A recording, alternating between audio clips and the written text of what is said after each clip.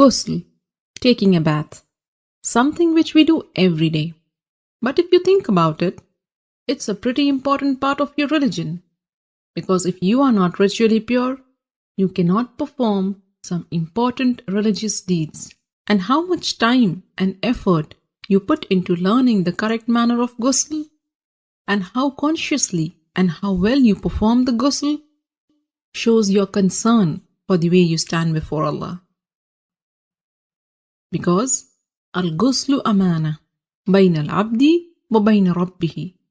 Ghusl is a trust between you and your Rabb. And we really can't emphasize the importance of ghusl enough.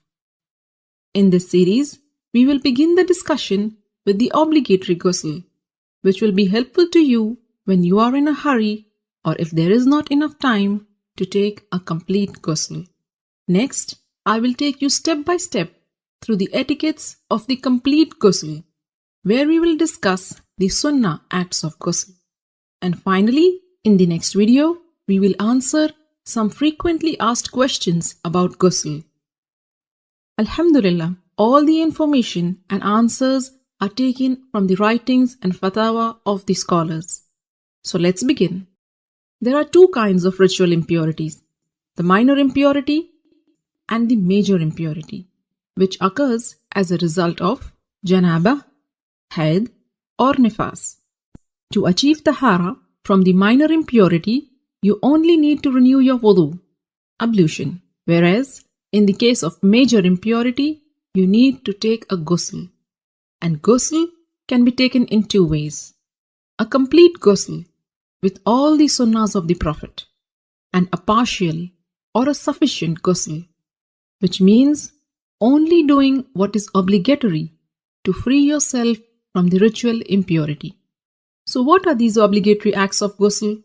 A beforehand niyyah, intention that you are taking this bath to purify yourself from the major ritual impurity, rinsing your mouth and nose, and letting water run over your entire body at least once. Make sure it reaches every part of it, even your scalp, under the thick hair. If you manage to do this much, then you have purified yourself from the major ritual impurity. As for the complete ghusl, and this is the mustahab one, and it is how the Prophet ﷺ took a bath. And this is how you do it. Begin with an intention to purify yourself from the major impurity. Then say Bismillah. Wash your hands 3 times. Then with your left hand, wash your private parts and anywhere else that is contaminated with traces of impurity. Then make a complete wudu, just as you would for prayers. Then pour water over your head 3 times, rubbing and making sure that it thoroughly reaches your scalp.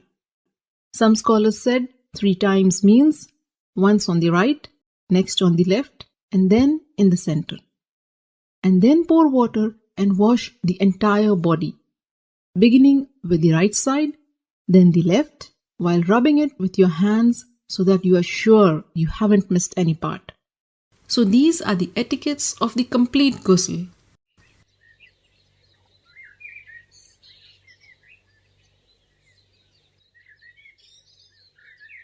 Ghusl essentially means letting water run over every part of your body. So if you are wearing a ring, you should move it. And if it is so tight that the water won't reach the skin underneath, then you have to remove it. Cosmetic items which form a barrier and prevent the water from reaching your skin must also be taken off. In a narration of Maymuna radiallahu ta'ala anha, it is mentioned that the Prophet sallallahu alaihi wasallam moved away from the spot where he had been taking ghusl, and then he washed his feet. Shaykh Ibn al-Uthaymin rahimahullah explained that what is apparent from the various narrations is that the Prophet washed his feet after ghusl only when there was a need. Like if the floor is made of dirt, and if the feet are not washed, they will remain soiled. So you may want to wash your feet after ghusl if there is a need. With this, you are now well informed about the how-to of the perfect ghusl. For more how-to guides, subscribe to the Striving Muslimah YouTube channel or get yourself to the strivingmuslimah.com and subscribe to the mailing list. I will keep you updated about all the latest videos and interesting articles. Don't forget to share this how-to guide with your family and friends. By sharing this video, you are helping your friends and family in their deen.